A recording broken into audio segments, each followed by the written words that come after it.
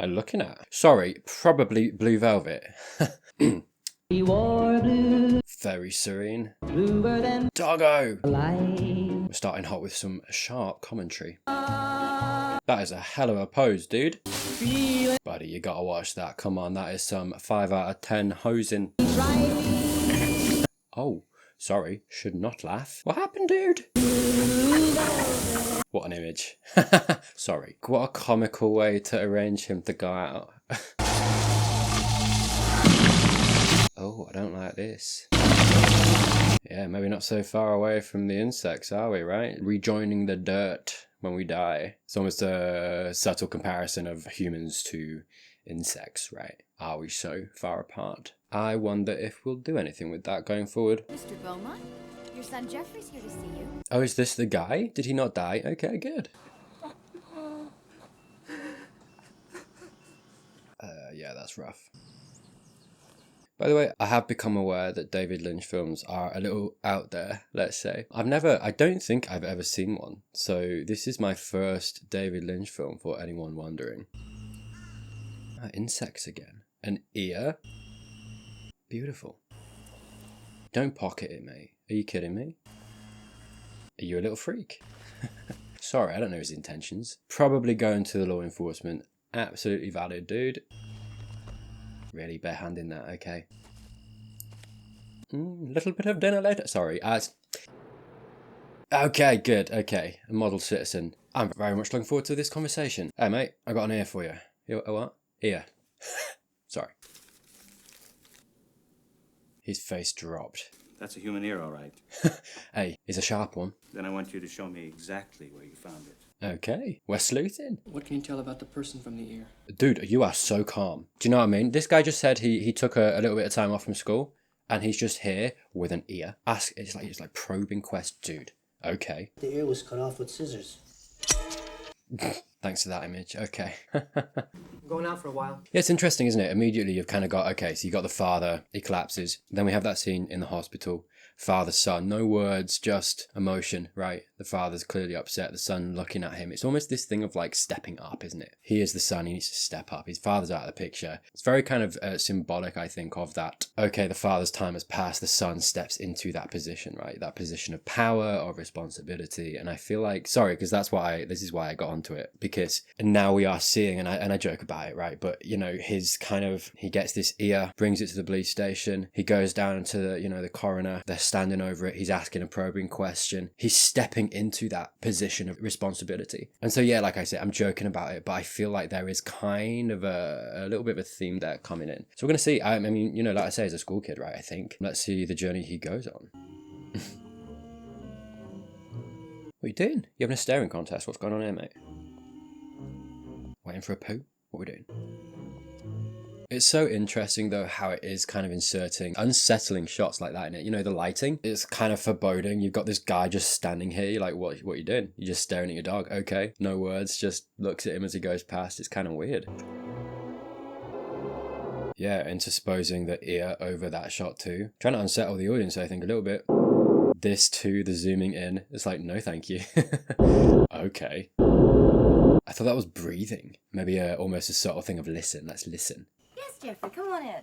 This kid here going around, I guess, asking questions. Hello, Laura. How you doing, mate? Rah! Sorry, that was a dinosaur. She's done more movies. I apologise. One day when it's all sorted out, I'll let you know. Responsible. Fair enough. I was the same way myself when I was your age. It must be great. It's horrible, too. I'm sorry, Jeffrey. That's the way it has to be. Hey, fair though. Not glamorising it. Are you the one that found the ear? Okay. Witch of the Woods. Again, very unsettling. Almost... Okay. Paired with the music and the warm light on her. Kind of romantic. Mysterious. Fae-like. What an entrance. I just know, that's all. He is entranced, isn't he? Didn't my father tell you not to talk about it? Yeah, but you brought it up. Ah, got her. I don't know much but bits and pieces. Of ears? I hear things. Do ya? Like he is. My room is right above my father's office. She's the one. Sorry. Getting ahead of myself. Well, there are a couple of cases I get mixed. That's unsettling too. So these shots that are like, you know, panning back to the dark path ahead. It's like, what can come out of there? It's very much setting the tone, I think. It's weird because it's almost this understated story. There's not really much happening so far. A little bit of a mystery, right? But all of the conversations have been quite warm, quite human, quite normal. And then, like I, say, intersposed with these quite unsettling shots. It's an interesting tone that it's setting. Kind of gives you the impression that anything can something's coming, just anything can happen. Anything can come out of the dark. Right, and it kind of it builds a little tension even just in these little shots here. And it's interesting, I mentioned coming out of the dark. We have Laura's character here, her introduction. What does she do? Come out of the dark. Is she a good thing? Is she a bad thing?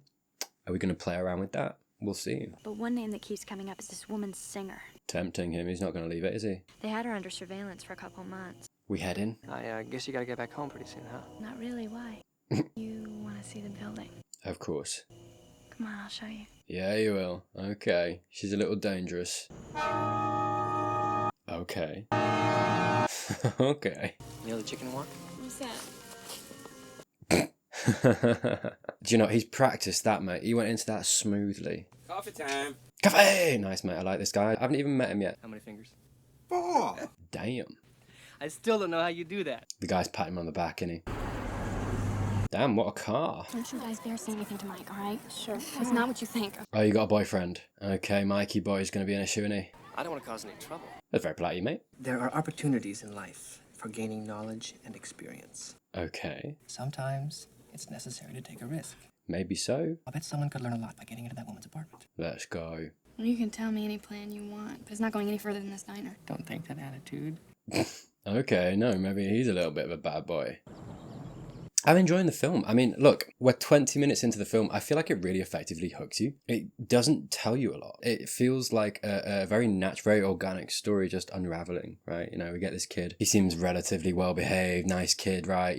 Quite responsible. Then we uncover it. A little bit of a bad boy, a little bit of an edge.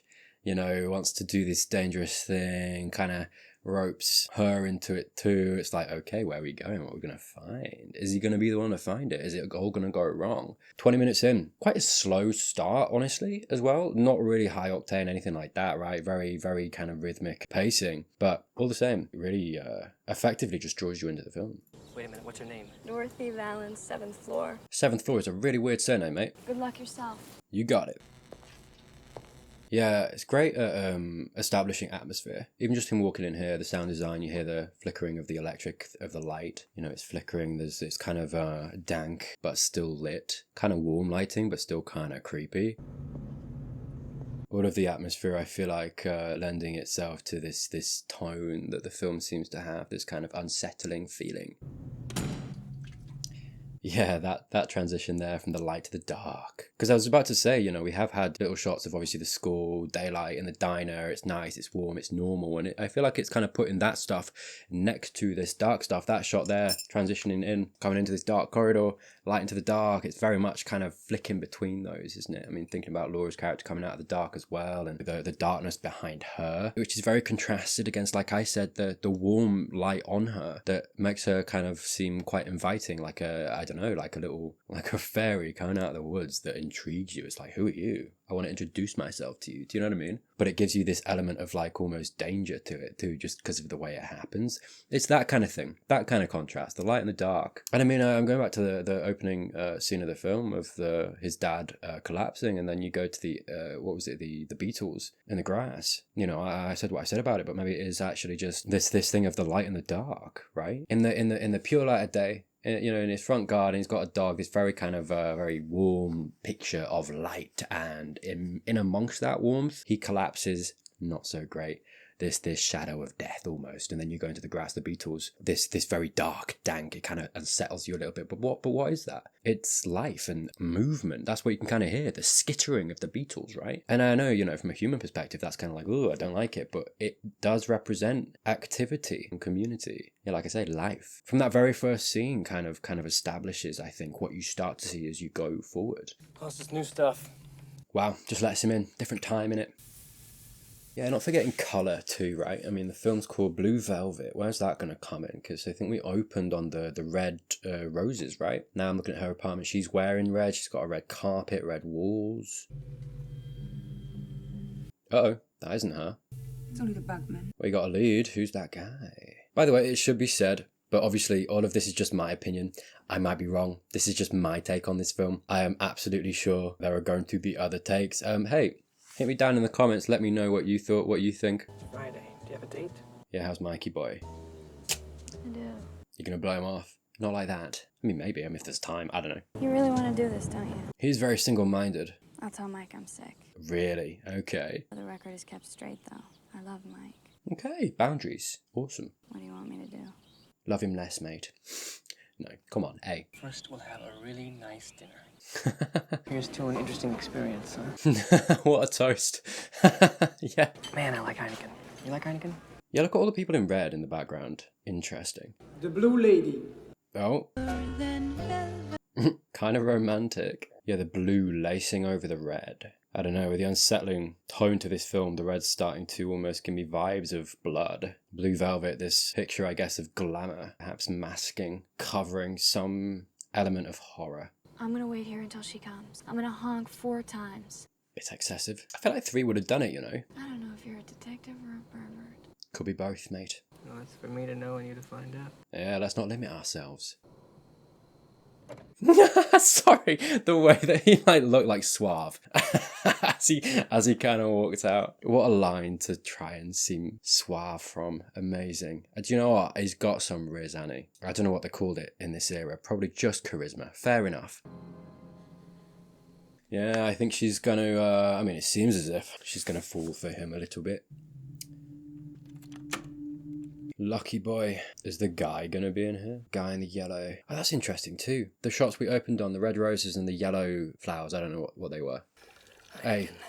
Yeah, when you gotta go, mate. Oh no. Is he not gonna hear it? Come on, there's no way. Is it that loud? Come on. Amazing timing. Okay. I hope you're okay, Jeffrey. Well, his bladder's empty. We can say that confidently. Damn. Okay. Game on. Well, now you look like a pervert, mate. Okay. What's she move if she opens that? You gotta just pass her something, don't you? And there you go, man. Hope you get through it. Frank, what's the matter with him? Okay, we're getting some names. Mommy loves you. Okay. Fear. I mean, she's kind of looking in the mirror, but there is an opportunity here to leave, dude. Phew. Blue velvet, okay. Really? Oh no. Oh dear. Get out of there! Damn, rumbled. Jeffrey, nothing. Ooh. What are you doing in my apartment, Jeffrey Beaumont? I wanted to see you. Are we going the pervert route? I've seen you before. Mm-hmm. Do you sneak in girls' apartment to see them get undressed? Bit awkward. Get undressed. I want to see you get undressed! It's a valid ask, mate, considering. Is she going to be into him? That would be a turn of events. Come closer. Oh god, she has got a knife though. I mean, dude, say a quick thanks for your penis and balls because they might be gone soon. What do you want? To keep my penis and balls, probably. Could go one of 2 ways, really, this, couldn't it? Don't move. Don't look at me. Or I'll kill you! Do you like dogs like that? No. Yeah. Keep your hands to yourself, mate. Go into the closet. Okay. Hello, baby. Shut up! It's Daddy, you shithead. Where's my bourbon? Okay. Now it's dark. It is dark, yeah. Changing lighting. There we go, from the light to the dark again. Do you feel safer in the dark? Spread your legs. Okay. Yes, poor lady. She's been kind of pulled hither and thither, isn't she? Now show it to me. What do you want to do? Just stare? What a weird hobby. To be honest, though, actually, it doesn't seem that consensual. This is probably the best that he could do. Don't you look at me. Oh, is she mirroring him? What? Mommy. Okay. Oh, mate, you can't come out of this closet. He will kill you. There's no way. Baby wants to f. Uh-huh. Oh, get ready to f. Hey, oh. Oh. Baby wants blue velvet. Blue velvet again, eh? I was like, was he using the mask because he's going down under? Do you know what I mean? Like, can you not hold your breath that long or what? But no, I don't think that's why. Going full Bane on her vagina. Daddy's coming. Ah, scissors. Ear was cut off, wasn't it? Do you know what? This feels like a grey area. I'm not sure how much of this I can show.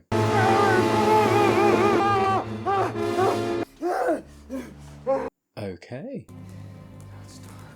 Yeah, he turned the light off before that happened. He feels safer in the dark. He's ashamed of this. You stay alive, baby. Do it for Van Gogh. Van Gogh. Yeah, interesting. So are we having a talk after that, or what are we doing? God bless this lady, though. Are they using her son to leverage her? Are you alright? Bless you, mate. I'll go then. Probably for the best, mate. Do you like me? Yes. Good for you, mate. Yeah, there's not really much you can say there, is there? Do you like the way I feel? I feel like he's just kind of riding this wave now, isn't he? I do, to be honest, he seems like a sweet kid. Hit me. Okay. Hit me! Yeah, it seems like he's kind of going along with it because he don't want to hurt her feelings or feels like she needs comfort. Which, bless him for that, but you need a scarper, mate, I feel like. Oh yeah, the picture. The kid. The very dark background, very bright light on him. Interesting. Almost like, I guess, this representation of him. I mean, what he just witnessed. This very dark world, right? Something shady going on. This character that comes in, not a nice person. Something very weird, unsettling. It is what it is. You know, look, no kink shaming here. But at the same time, the guy was hitting her too. Not particularly healthy. And not particularly a healthy way to get that out. But, like I say, she was on the phone. She's clearly lost or doesn't have control. Like I say, kind of been thrown hither and thither a little bit. Anyway, that's my point. And as he comes out of the dark, out of that dark world, he's wreathed, silhouetted against that dark in this bright light, back into his warm, normal world. It's going to be an interesting question to see, and I think he's going to, but to see if he willingly goes back into that world. Now he's got a taste of it, now he's seen it. And I mean, you know, like that little shot as well of him looking at her blue velvet dress and a little bit cut out of it. We'll see if that goes anywhere, but yeah. The film, I feel like, playing very much with this idea of light and dark. Visually, thematically, in regards to humanity. Man, oh man. Yeah, it was an experience, mate. Hey, Sandy, can you talk? It went okay. That's one word, isn't it? Do you know what I do love, though? Because that scene kind of comes out of nowhere. I do love that we have this story in this film, right? And he just throws that in there, right? And it's completely out of left field. And it's like, what am I watching? What are we doing? Okay, sure. But again, that theme, I think, of trying to unsettle the audience, this otherwise, yeah, dangerous but schoolboy caper, turns very real very fast, very unsettling very fast. It's a strange world, Sandy. Yeah. Frank has done this to force Dorothy to do things for him. Yeah. I think she wants to die. It's not a great situation for her, yeah. I think Frank got the ear I found off her husband as a warning for me. You saw one night. Mm-hmm. It is a strange world. It very much is. Why are there people like Frank? Why is there so much trouble in this world? Yeah. That line there, very much, I think, verbalizing, putting words to, I think, what we've been seeing the entire film, these two worlds arrayed against each other, the light versus the dark. Why are people like this? And his very kind of almost pedestrian, very warm, normal, very privileged life, right? Very nice life, which everyone should have. And, you know, from that world, he is kind of peeling back the layers of this strange world, seeing the darkness in it. In fact, it was the night I met you. Okay, what was the dream? There was our world. Okay. And the world was dark because there weren't any robins. And the robins represented love. Huh. This darkness. And that's what the world becomes, perhaps without love. Dark. Robins were set free and brought this blinding light of love. Blinding light. There you go. And it seemed like that love would be the only thing that would make any difference. Yeah, well, this validates me. I do feel like I'm not pulling stuff out of nowhere with the light and dark thing. There is trouble till the robins come. Yeah. We all just gotta love each other. You're a neat girl. So are you. Maybe to a certain extent people like Frank exist because he wasn't given enough love. I mean, who knows, right? It's a strange world. Okay. May I come in? Yes. Yeah, willingly walking back in. Hurry though. I mean, because he's a good kid, right? And we had that shot of him lit up in this blinding light. He does represent that. Maybe that speech there with the robins in the dark world and got to him and he's like, I need to show her some love. not like that, but do you know what I mean? Like, and like I say, I think I could see him walking back in, not because of morbid curiosity, but because he is a good kid. He is a good person, and he is that light in an otherwise dark world. And perhaps thinks that, I mean, he can help her. We'll see. What do you want? I looked for you in my closet tonight. Valid, to be honest. Yeah, it's interesting. Her dialogue too. What do you want? And then previous to that, she kept kind of saying, what do you want? Why are you here? She kind of sees the world, and bless her, you know, I'm absolutely sure there's a reason, right? Especially if she's interacting with people like Frank and the darkness in this world. But she very much sees things from the perspective of, you're here for something, which is sad. You know, what are you going to take? I have to be valuable in some way to give you something. And then, you know, you have the scenes with him and Laura's character where it's very just mutual hanging out. And I think it's very interesting, actually, how their relationship seems as if it's very kind of wholesome, actually. They don't necessarily want anything from each other. They are just who they are, and they had a conversation, and he took her to the diner and said, look, I have this plan. Are you in? And he just naturally persuaded her, right? He met her.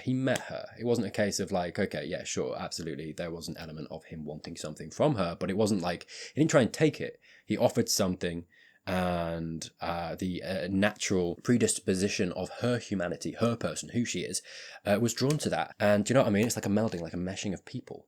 And I feel like that's very natural, very organic, very wholesome. Whereas like when we see this kind of world here and Dorothy, it's very unhealthy. I mean, we saw in the scene previously when he was in the closet watching, there wasn't consent in that. You know, she is being pressured, maneuvered into that position. It's not, you know, true consent. Absolutely not. Whereas like I say, I feel like the relationship between him and Laura's character, you know, very consensual.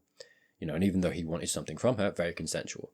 It was, you know, a raid to her, and she was like, I'm game, I'm on board. You know, I feel like another subtle thing in the dialogue that kind of represents these two different worlds, the light and the dark, and how things kind of happen in both of those worlds. But little signals that kind of tell you which world you're in. I like you. Yeah, of course you do, because he's from that other world. He's light. I like you too. And it's interesting that you say that, but I think that's the thing. I think she is light, but she's been wreathed in dark. You know, slightly different. She's kind of in that world against her will. Again, consent, right? There you go, consensual. And by doing this, he is kind of stepping into the dark a little bit in himself. She's a married woman. At the end of the day, you see a little bit besotted. And it's going to be interesting to see the consequences of his action here in stepping into that world, right? Is it going to compromise his sense of self, his lightness? Oh, God. What's interesting, the representation of him too. He's watching her sing and he's touched by the emotion and the words and the song, right? It's very human. He isn't just a monster. What a strange world, isn't it? Where monsters cry. Right, okay. Look at his car, lit by red, with the red of the sign. Him perhaps getting bathed in blood now. Maybe a little bit of a foreshadowing of perhaps where his character's going to end up. It's interesting. What a thought-provoking film. Actually, yeah, he's following, okay. Yeah, even in the background there's a lot of like silhouettes being played around with in the backgrounds and stuff. This contrast of light and dark. Lumberton, the town where people really know how much wood a woodchuck chucks. Yeah, Lumberton.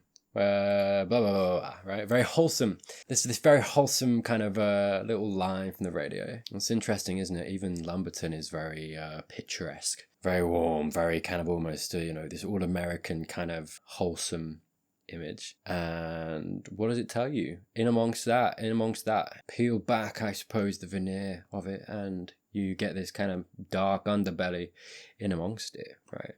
Is that what we are? Humanity? Are we putting on faces? I mean, I think we do, you know, hiding the darkness in us. Is Lumberton a representation of us, of humanity, and this strange world and what makes us up? You know, I think it's not really a stretch to say that in amongst us all, there's light and there's dark. And I mean, we're seeing that with, I'm so sorry, what's he called? Jeffrey, our protagonist. There's elements, I think, already in this film now as he's kind of stepping into this world of light and dark in him as well. As wholesome, as light as he has been represented in the film at the start, he is kind of, you know, not drastically, but slowly, you know, inching a little bit into that darkness. And through him and through Lumberton, we are getting this image of also light and dark, perhaps, and that darkness covered by the light as well. We're made up of both. Keep going. Mike? Oh, uh-oh. What am I gonna do now? Well, wanna go talk to him? Yeah, fair enough. Let's just go. I'll try to talk to him later. You need to all sit down together and have a chat, I think. Yeah, I think with that shot of the diner, you always... Oh, last time did we get like the truck with the lumber coming past? Again, this very salt of the earth American kind of, image, very wholesome. Now, there's another man involved in all this. I call him the Yellow Man. The yellow man with the jacket? Yeah. They go into Frank's building, laughing with... Hey, okay. Now we're sleuthing. There was a murder. Ah. The woman had her legs broken. Oh, God. I can't believe what you're finding out. He's doing well, yeah. Are you gonna continue with this? Yeah. Yeah, it could get him hurt. Jeffrey, why? Good question. I'm seeing something that was always hidden. Yeah. I'm in the middle of a mystery. You're drawn to it. You like mysteries that much? Maybe almost. Maybe almost this thing of like, are we drawn to darkness when it's presented to us? After all, it's part of our nature too. Interesting. And this relationship between these two has been very wholesome, very nice. And I wonder, as he goes into this world, whether he's going to push a little bit more. Yeah. He wouldn't have done this at the beginning of the film, and I think this is as a result of the things that he's going through. Tapping into this inner darkness, right? I got you into this. You feel guilty. Interesting from her perspective. Is it guilt drawing her to him or more? I mean, it's nighttime, I think, right? But it's interesting how, as he's walking up there, it's dark, as opposed to early in the film, it was light, and actually he's walking from the dark into the light into here now. Interesting. I suppose this relationship blurs those lines of light and dark. Probably not super healthy, but they seem to both be drawn to each other. Is it just comfort? I mean, he is quite young as well. Okay, windows open. Are you a bad boy? I think he is a little bit. I want you to hurt me. No. I told you I want to help you. No, police! Hit me! Ooh. Hello. It's interesting. Ooh, yeah. Playing around with the fire there. Sorry, because we had the flickering candle of almost, where are you going to go, right? What are you going to do? Are you going to choose the light or the dark, right? This flickering light of the candle kind of almost threatening to be extinguished. Represents light, but then we get that image as he hits her of fire flame wreathing. Which, to a certain extent, it's not necessarily fire, it's not purely just light, is it? It's light and violence. Because, I mean, at the same time, that act of hitting her is him trying to help her. You can see on his face he doesn't want to. But the reason he does it is because she wants it and he feels like it's going to make her feel better. Right, so it's like this, that the fire is almost, there's an element of light to that, of him being well-intentioned, but fire, this aggression, and is it going to consume him? I'd be very interested to see. It seems as if his character is going the way of, I don't know, a Frank or something. Is he going to get seduced by that, or is he going to be an example of like towing that line, right, of the light and the dark? Because that's something I think that, we could talk about, and the journey of humanity along that line. And cut to black. You just sees in me now. Whoa. Okay. Unsettling. Someone coming up. I'm not crazy. I know the difference between right and wrong. I believe you, mate, yeah. You're my special friend. I still have you inside of me. Sorry. Are you lied to me? Yeah, okay. You sure? Uh-oh. Confronting Frank. Hello, baby. Oh, and friends. Hey, you want to go for a ride? No. No thanks. No thanks. What does that mean? It's pretty straightforward, mate. Go where? For a ride. A ride. Hell, that's a good idea. Okay, Frank. Let's go. No. Uh-oh. We may all be killed. Red flashing on his face as they say that.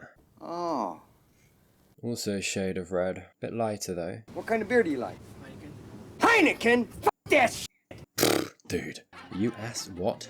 Okay. So I might have to zoom in on that because there's some boobies on the wall. I'm Paul. What's your name? Jeffrey? Paul, not much of a conversationalist, eh? One thing I can't fucking stand is warm beer. Makes me fucking puke. Do you know what, actually? A little bit of commonality there between me and Frank. Fair enough. Let's drink to Honestly, not the best toast that I've seen this whole film. You are so suave. Jesus.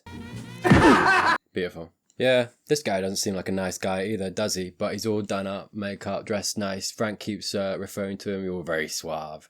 Again, the film, I feel like playing around with this image of the dark, sheathed by the light. These ways that we present ourselves to perhaps seem, I don't know, less dark than we are. And I suppose going back to that scene where we first see Frank, where he's doing what he's doing to Dorothy, and the first thing he does, turn off the light. You know, this thing that he'll only do in the dark. This thing that would be shied away from by wholesome society. Got to do that in the dark.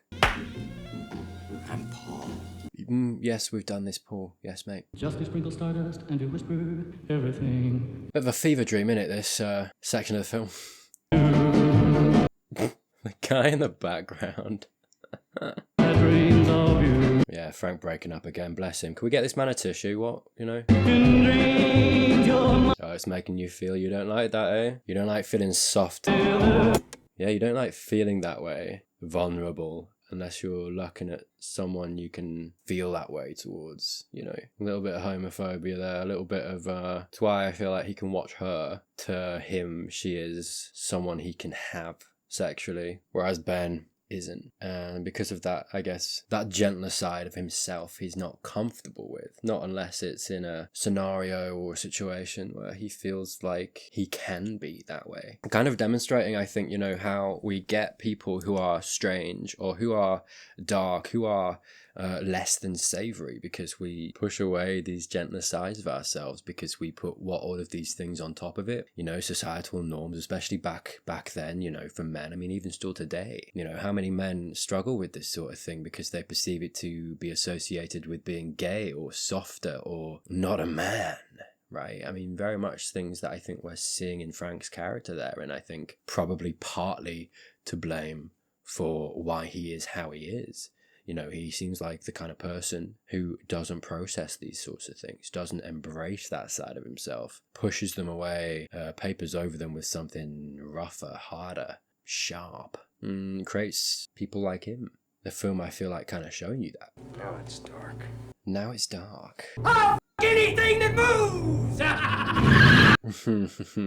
Yeah, now it's dark. You can do whatever you want. Not by light. A small point, but one I think worth mentioning. Frank's repetition of wanting to F everything, his emphasis on drinking beer, all attempts at coming across as ultra-masculine to the point of overcompensation. He falls back on violence, control, all things I think that contribute to the point I made previously in regard to his inability to process and feel his gentler, softer side. Because those things to him aren't perceived as masculine. Shit. What?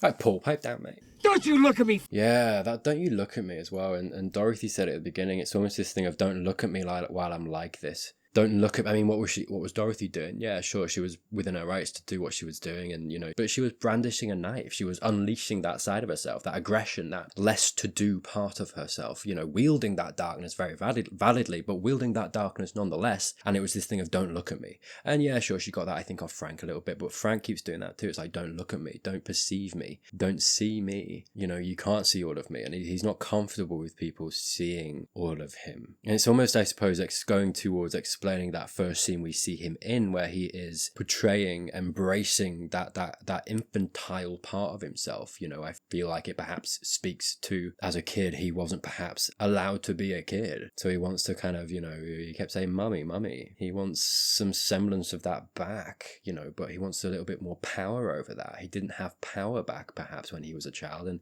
perhaps when he was a child, things weren't very nice. And goes probably to show why he is so emotionally repressed and can't express himself, or he can only express himself by wielding violence, by being a bad person, right? Like, don't look at me, don't look at me. Like I say, I think I said that at the start too, he seemed ashamed. He turned off the lights, right, before he did the thing. There's a lot of shame there, a lot of guilt. He doesn't probably like who he is either. But maybe the parts that he doesn't like are the softer parts, the better parts. That's perhaps who he is. And goes to show how perhaps in this strange world that we live in of light and darkness, we are persuaded to hate the light in ourselves.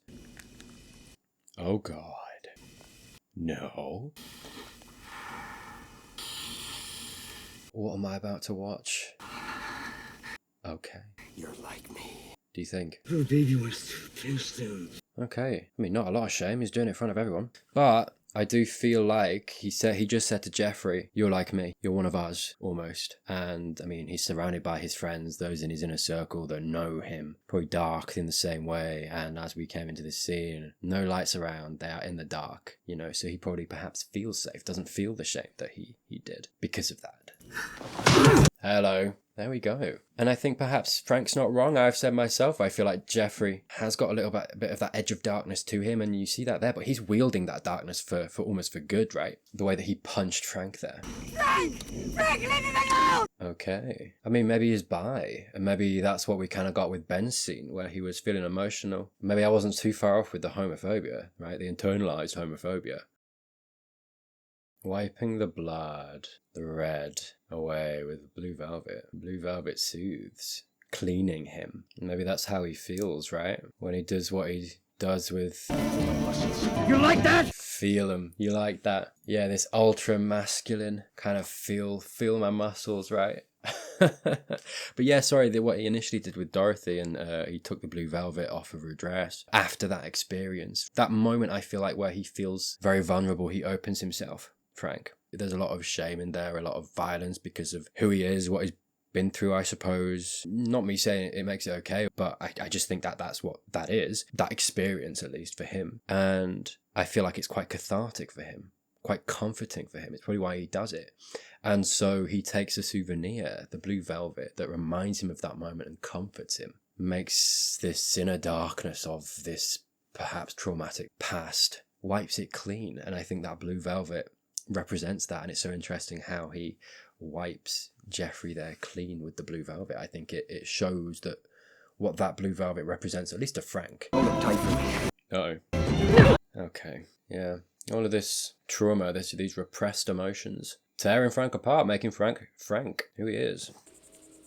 It's at this point, kid, where you should probably get some adults involved and come clean. Interesting imagery there. The earth, the mud, the wet, the grass being watered, very cyclical when you think about how the film opened. His dad watering the grass, right?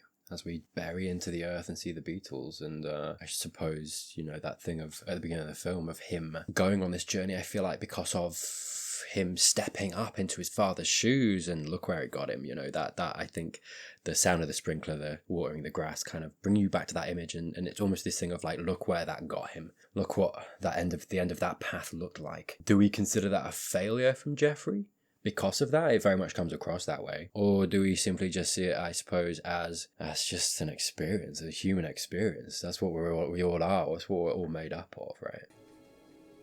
Yeah. And in the end, he couldn't help. I know some things. They could help your father. That's so interesting, that image there of Lumberton behind his bruised face. I mean, like, you know, if we go with the representation that I feel like Lumberton is, this very wholesome kind of image of a place, and then him bruised and battered within that, kind of shows the dissonance, right? The Lumberton, the wood, the light, and him, the dark underbelly. I think visually just kind of demonstrating that too.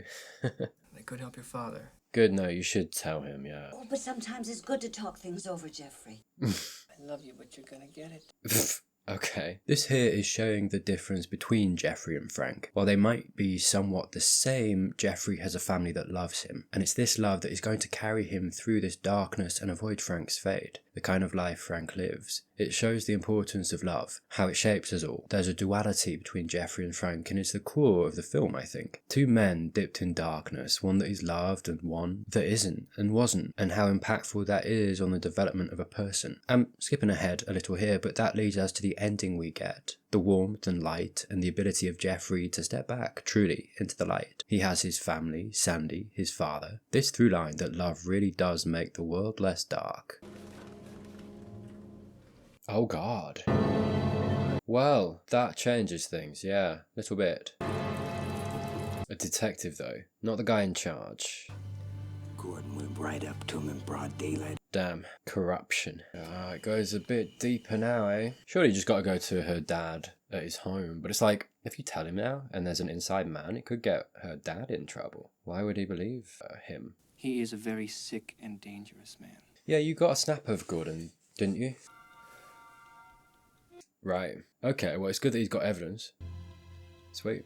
This was the good thing to do. Who else knows you have these photos? Oh, God. Do you think he's in on it? And you're through with this business now. Yes, sir, I am.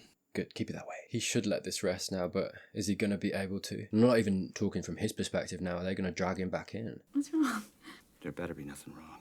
All right, buddy. Don't you be tapping into that police brutality. That's what I'm saying. Ah, sorry. Don't keel over. Okay, brilliant. But there you go. Oh, yeah, back to back, and now we're in the hospital with his dad. That image is complete now. He has fully stepped into his father's shoes. And I think him, you know, going to Sandy's dad and actually coming clean and making the adult choice actually was the way to do that. Those two images, those two scenes, quick, and then on to the next. It was such a cool film. Ruh-roh. Hello, Detective Williams. Hello, Jeffrey. Okay, we're chill. Sweet. Hey, John, get a move on. Oh, God. He didn't do anything. Behave yourself. Come on. I mean, that's bound to get him back into it if Daddy here isn't doing anything about it. Mate, do you not have any other jackets? I'm just saying. You know, it's almost that thing, isn't it, of like, you can't ignore the darkness because otherwise the darkness festers. I think so often, sometimes we do want to, don't we? We perceive things perhaps on the underbelly of society. How many, you know, people do that sort of thing? It's like, oh, don't look, you know, kind of shove it under the carpet, don't think about it, move on with our wholesome lives, and you know what I mean? I think it's part of us, and I think it's part of humanity, you know, the dark and the light, we are both. And you can't ignore it. In fact, maybe it's going so far as to say it's important not to. I love you, Jeffrey. Well, okay. I love you too. Okay. I feel like we're not going to end on the happy ending. But hey, holding out hope. Why do I feel like Frank's going to turn up? Oh, in the background, car? Okay. Oh no. It's Frank. Drive to her dad's. It's Mike! Jeffrey, it's Mike! Oh, well, I mean, this also makes sense. Yeah. Okay. Oh dear. Get out of the car! I mean, he did kind of swipe his girl. You can kind of... You stole my girl. Whoa, is that a naked lady in the... Is that Dorothy? What is happening? Oh god. I can't show you that. She's very bruised, though. Oh dear. It's all happening. Is that you, Jeffrey? Yeah, it's me. Yeah. Oh, could get a little messy. How is this shot? It looks very distorted. Sorry, I'm going to cut her out of the image. My secret love. Okay, bit incriminating, admittedly. I've called for an ambulance. I love you! Love me! Oh god. Okay. Put this disease in me. You got to stop saying that, though. You do. That's an... Yeah, okay. I'll get a coat to put on her. Yeah. What's going on here? Good question. Maybe not the time, though. That was a quick ambulance, to be fair. He put his disease in me. Mate, you got to stop that. You do. Yeah, that goes through her like a knife. Fair enough. Mate, I'm not emotionally necessarily involved in Jeffrey, but it goes through me like a knife too. Damn it. Yeah, she needs help. I forgive you, Jeffrey. That's very nice of you. Is she okay? Bless you for that, mate. I will, believe me. Alright, good luck, kid. It's my dream. This is kind of it, to be fair. We do not know his whereabouts at this time. We'll find him! Uh-oh. Has her dad been disappeared now? Oh, is her dad gonna be here? Yeah, that Where's My Dream so interesting. It's almost like, you know, because that's what I mean. I feel like this is kind of it. They both love each other. I believe Jeffrey when he says that too. That was very much her dream, you know. In this world of darkness, love is the light, right? The Robins. This is her dream, and it's almost this representation of sometimes our dreams, even when we get them, aren't perhaps what we think they're going to be. Don't feel how we feel like they're going to feel. Maybe that's reality, right? Sobering, but oh god. The red over the yellow. Oh, I can't show you that. He is gonzo, I think. Is that his brain?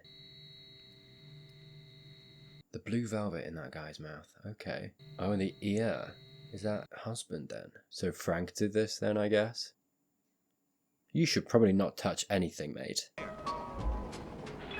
Whoa, okay. I'm gonna let them find you on their own. Yes, now you're thinking.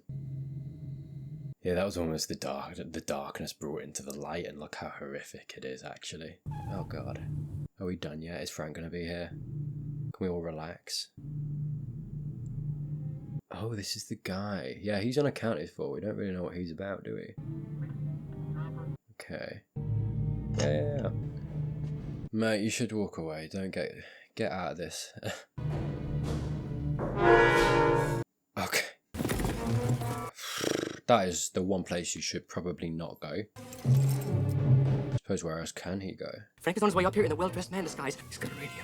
Damn. Wait, so it's Frank in the... Okay, sorry. I'm hiding in the back bedroom. Please hurry. Nice thinking. Okay. Getting that wardrobe, Sonny. Oh, yeah. That was close, eh? Oh, it is Frank. Of course it is.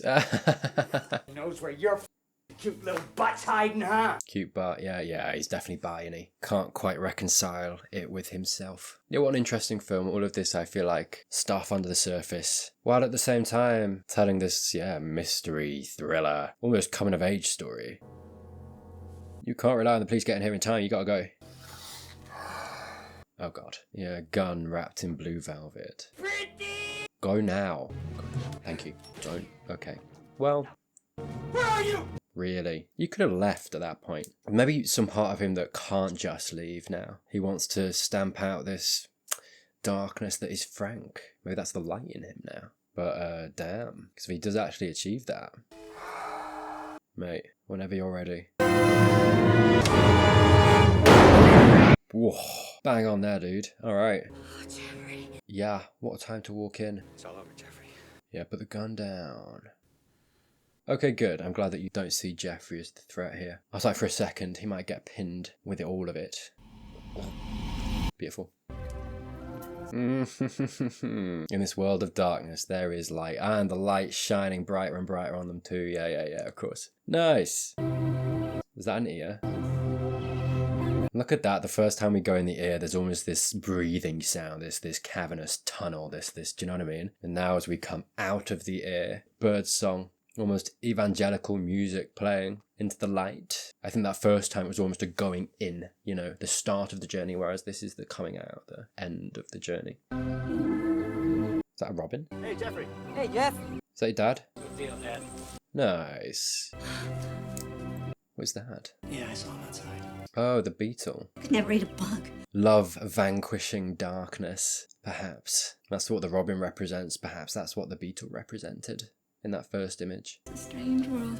Yeah, and then Sandy. It's a strange world. Yeah. Okay. Are we going in reverse order now? Yeah, we are. And we're going to pan up. Okay. How is Dorothy? Good. Well, that's nice. Ah, she's been allowed her light back. Bye. Now we go to the blue. Yeah, that final note of the song.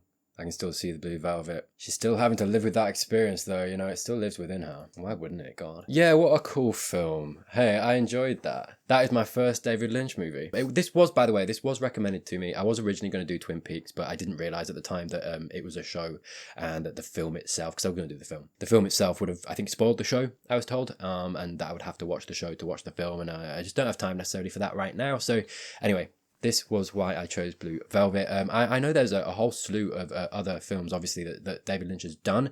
Hey, please put down in the comments if you want me to do any more. I do have some regular set of shows that I cover on the channel.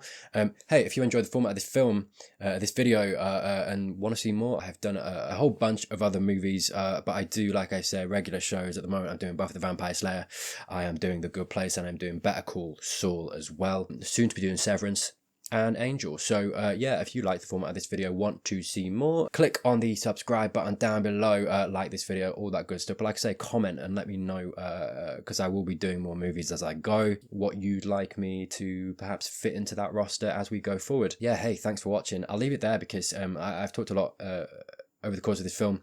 I've probably said everything that I want to say. Really enjoyed it. It's a really tight story, really interesting story, mystery thriller, with all of this stuff underneath it, I think, that you can kind of pull out of it. But hey, did you agree with me? Did you disagree? Let me know down below too. That's it. That's the video. Links in the description if you want early access to any of my videos. Thank you, God, as always, to those who support me, my patrons, my YouTube members. Thank you. But that's it from me. More movies, more stuff coming soon. So until then, see ya.